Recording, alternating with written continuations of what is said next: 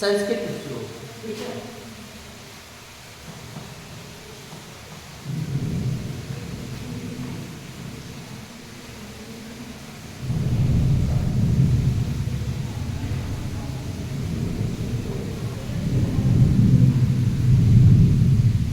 संस्कृत श्लोक जो आप लोग के एग्जाम में आते हैं, और सुभाषित श्लोक, कौन से श्लोक आते हैं एग्जाम में? सुभाषित श्लोक आते हैं। तो इसमें क्या है, कुछ धार्मिक वंदना से रिलेटेड श्लोक आते हैं। किससे रिलेटेड पाते हैं? धार्मिक वंदना से। तो उसमें देखिए, विप्रक वाक्यों का शास्त्र वाचन, शास्त्र वाचन। मातृभूमे नमो मातृभूमे नमः। इस श्लोक में मातृभूमे नमो मातृभूमे नमः, मातृभूमे नमो मातृभूमे नमः। हे मातृभूमि, मातृभूमि, हे मातृभूमि, अर्थात किसको बोल रहा है? अर्थात हे मातृभूमि क्या है? तुम्हें नमस्कार, तुम्हें नमस्कार है। अर्थात क्या है? नमः, नमः का अर्थ क्या होता है? नमस्कार, नमस्कार। नमो मातृभूमि अर्थात क्या है? हे मातृभूमि, अर्थात तुमको नमस्कार है। तो इसमें जो याचक है या कह रहा है कि हे मातृभूमि तुम्हें नमस्कार है, हे मातृभूमि तुम्हें नमस्कार है, तुम्हें नमस्कार है। तो इस तरीके से क्या है, वह याचक बोल रहा है। और आगे इसमें श्लोक है, तो गिरम्यो नमस्ते नदीभ्यो नमः, तो वनेभ्यो नमो जनपदेभ्यो नमः। अर्थात इसमें इसकी तुलना की गई है मातृभूमि के बारे में।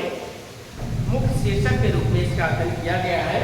हे मातृभूमि, हे मातृभूमि, गिरिभ्यो नमः नमस्ते। अर्थात गिरिभ्यो, गिर मतलब पर्वत, गिर मतलब पर्वत, अर्थात पर्वतों, हे मातृभूमि अर्थात इन पर्वतों को मैं क्या करता हूँ? नमस्कार करता हूँ। गिरिभ्यो अर्थात पर्वतों को, इन पर्वतों को, हे मातृभूमि अर्थात इन गिरिभ्यो नमस्ते, अर्थात क्या है? मैं इन पर्वतों को नमस्कार करता हूँ।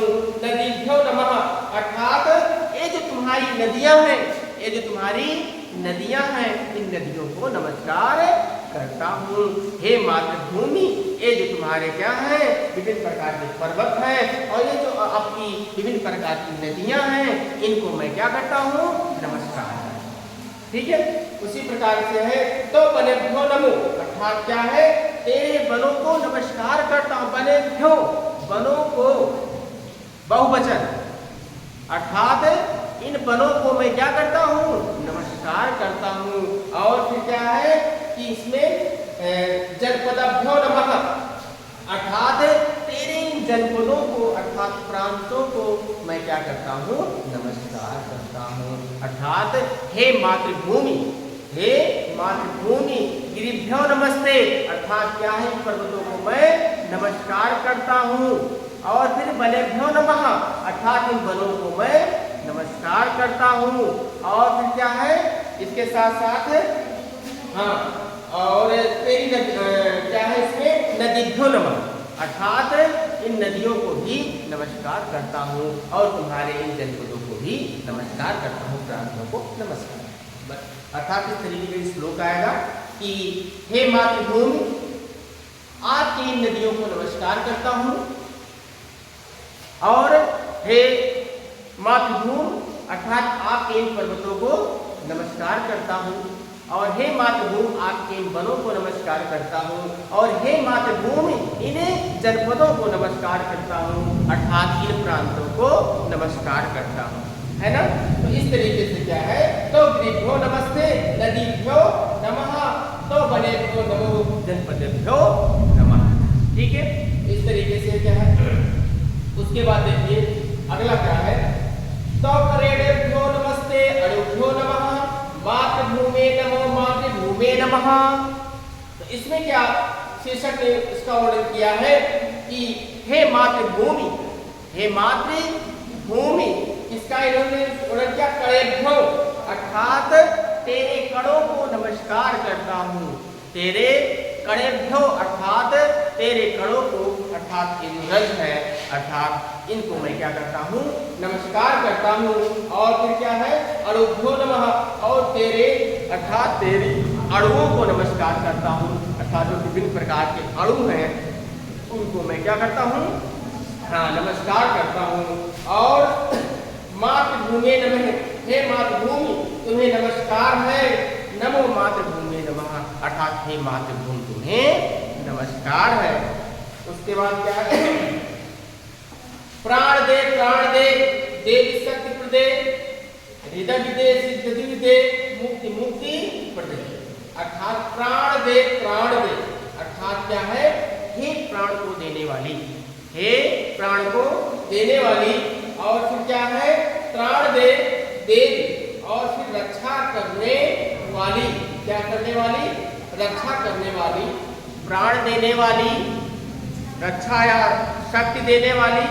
और फिर क्या है, इसके साथ प्राण दे का मतलब क्या होता है, प्राण देने वाली, प्राण दे का मतलब होता है रक्षा करने वाली। और फिर क्या, शक्ति प्रदे, और शक्ति को देने वाली, अर्थात शक्ति को देने वाली।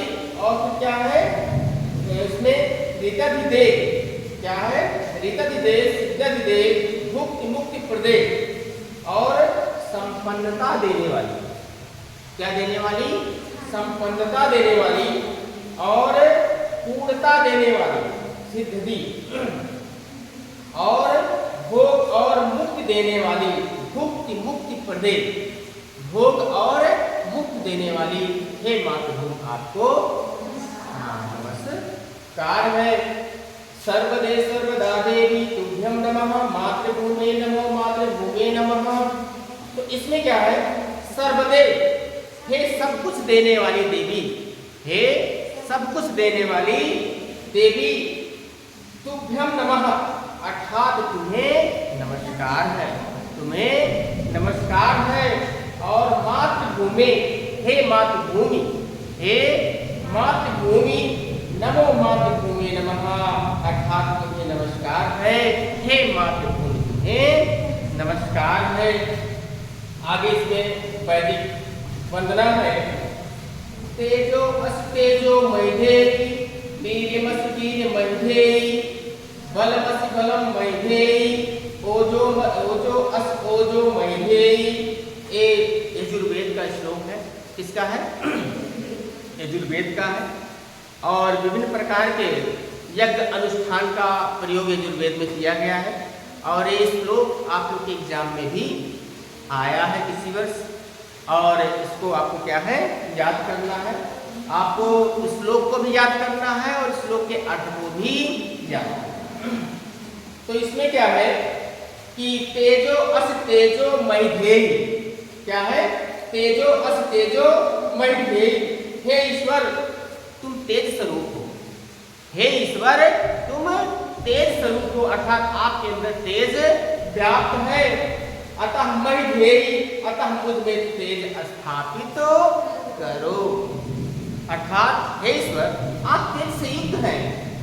तेजो असि, अर्थात तेजो असि, अर्थात आप तेज से परिपूर्ण हैं। तेजो असि मैधेयी, अर्थात मुझ में भी उस तेज को स्थापित कर, अर्थात हे ईश्वर तुम तेज स्वरूप हो, अतः मुझ में भी तेज को, अर्थात हाँ, स्थापित करें, अर्थात मुझ में भी तेज को क्या है, स्थापित करो।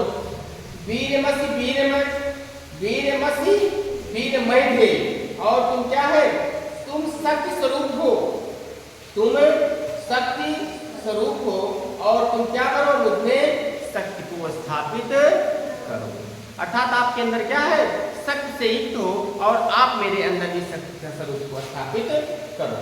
ठीक है, बलमसि बलम असि मैधेयी, अर्थात तुम सामर्थ्यवान हो, तुम सामर्थ्यवान हो, मुझ में भी सामर्थ्य को स्थापित कर दो, अर्थात आप तेज युक्त हो, मुझ में तेज स्थापित करो, आप शक्ति युक्त हो, मुझे शक्ति युक्त करो, और आप सामर्थ्यवान है, मुझ में सामर्थ्य स्थापित करो। और फिर क्या है, ओजो असि ओजो मैधेयी, और तुम ओज स्वरूप हो और तुम मुझमें भी ओज को स्थापित कर। समझ रहे हैं? हाँ, अर्थात ओज, इसमें 4 चीजों को वर्णन किया गया है। एक तेज का, एक शक्ति का, एक सामर्थ्य का और एक ओज है। ओज विभिन्न प्रकार की जो एक संवेदना होती है और ओज जो आंतरिक ऊर्जा होती है, आंतरिक ऊर्जा होती है जिससे व्यक्ति क्या होता है, प्रतीकवान होता है। क्या होता है? हाँ, वह बहुत ओजस्वी दिखता है। क्या है? हाँ, अर्थात तो प्रदीप्तमान, चमकता हुआ, इस तरीके से क्या है, मेरे अंदर भी उस चीज का विकास हो जाए। अर्थात इसमें तेजो असि तेजो महित, तेजो असि तेजो महिधेयी और वीरमसि वीर्यम महिधेयी। और फिर क्या है? बलम असि बलम महिधेयी और फिर क्या है? ओजो असि ओजो महिधेयी। अर्थात आप इन सारे 4 चीजों से युक्त हैं, मुझ में भी इन सारे चीजों को स्थापित करने का क्या करें, अर्थात स्थापित करें। ठीक है, आगे देखिए, इसमें अगला श्लोक है, पश्ये सरदाशतम जीवे सरदाशतम श्रूडाय सरदः शतम प्रवाय शब्दः शतम अदीनाम श्याम सरदः शतम भूयस्य सरदः शतम। अर्थात इसमें जो वर्णन किया गया है वह 100 वर्षों को जीने के लिए क्या किया गया है कि हम सब 100 वर्ष तक देखें। क्या है? पश्येयम सरदः, पश्येयम मतलब देखें, पश्य मतलब देखना, पश्येयम मतलब देखें, सरदः अर्थात सरदः अर्थात सरदः शतम, हम सब 100 वर्षों तक देखें, हम सब 100 वर्षों तक पश्येयम 100 वर्षों तक देखें, जीवेम सरदः शतम और हम सब जीवेम, अब देखिए पश्येम जीवेम क्या है, हम सब, इसमें क्या है, उत्तम पुरुष बहुवचन का प्रयोग किया गया है। पश्येम और जीवेम सरदः 100 वर्ष तक जिए, अर्थात हम सब पश्येयम सरदः शतम, पश्येयम सरदः शतम, हम सभी 100 वर्ष तक देखें, हम सब, और जीवेम सरदः शतम, हम सब 100 वर्ष तक जिए। ठीक है, श्रुणुयाम सरदः शतम, अर्थात हम सभी 100 वर्ष तक सुने, अर्थात हम सब 100 वर्ष तक सुने। प्रभवाम सरदः शतम, अर्थात क्या है, हम 100 वर्ष तक बोले, हम सब क्या है, कितने वर्ष तक, हाँ 100 वर्ष तक बोले। और अदीनाम श्यामः सरदः, और फिर क्या है, हम सब 100 वर्षों तक सामर्थ्य से युक्त रहे, शक्ति विद्यमान रहे, हम सब 100 वर्ष तक सामर्थ्यवान बने रहे। और फिर क्या है कि सरदः शतम भूयेश सरदः शतम, और हम सब 100 वर्षों से अधिक देखें, जीवित रहे, सुने, बोले और सामर्थ्यवान रहे। ये सारी चीजें क्या है, उन्होंने क्या कहा कि हम लोग 100 वर्ष तक देखें, 100 वर्ष तक देखें, 100 वर्ष तक क्या करें, जीवित रहें, 100 वर्ष तक सुने, 100 वर्ष तक हाँ बोले, और हम सब 100 वर्ष तक सामर्थ्यवान बने। तो ये सब 5 चीजें हैं इसमें, समझ रहे हैं कि नहीं? अर्थात पश्येयम सरदः शतम, जीवेयो सरदः शतम, श्रृण्वान सरदः शतम, और फिर क्या है इसमें, प्रवाम सरदः शतम, अदीनाम श्याम सरदः, अर्थात सामर्थ्यवान बने रहे। तो इस तरीके से क्या है, इसमें इसका वर्णन। आगे देखिए, शुक्ल यजुर्वेद का श्लोक है, इसका शुक्ल यजुर्वेद का श्लोक है। इसमें क्या है, ओम शं नम नो मित्रा शं वरुणः शं नो मत भवत्तमः शं न इंद्रो बृहस्पतिः शं नो विश्वरुद्रक्रमः। ओम शांति शांति शांति। अर्थात हे परब्रह्म, ओम का मतलब होता है ब्रह्मा विष्णु महेश। ओम जो शब्द होता है उसका अर्थ क्या होता है? ओ इम, ओम। तो तीनों का, एक का ब्रह्मा विष्णु ओम ई म, तो एक का होता ब्रह्मा, एक का विष्णु, एक का, हाँ, तो इसमें है ओम। ओम शं नो मित्रः, हे परब्रह्मा, हे परब्रह्मा अर्थात जगत के निर्माण करता, मित्र देव अर्थात सूर्य, मित्र देव क्या है? हाँ, ओम शा नो मित्रः शा वरुणः अर्थात ओम शं नो मित्रः, अर्थात जो ये सूर्य भगवान है, अर्थात ये जो सूर्य देवता है हम लोगों के लिए कल्याणकारी हो। ओम शः, ओम शः नो मित्रः, अर्थात ये जो सूर्य भगवान है वो हम लोग के लिए क्या करे? कल्याणकारी बने ना, बहुत तीव्र गति से जो है क्या है धूप दे दे और सब लोग विचलित हो जाए। इसलिए क्या है उन्होंने इसका उल्लेख किया है ओम शं नो मित्रः, अर्थात हे परब्रह्मा, अर्थात हे जगत के निर्माण करता, आप अर्थात सूर्य देवता आप हम लोग का कल्याणकारी बने, अर्थात हम लोग के लिए कल्याणकारी हो जाइए। और शं वरुणः, और जो वरुण देवता है, कौन देवता है? वरुण देवता है, वो लोग भी हम लोग के लिए कल्याणकारी हो जाए। हाँ, वरुण देवता भी हम लोग के लिए कल्याणकारी हो जाए। शं नो भवत्तमः, और क्या है?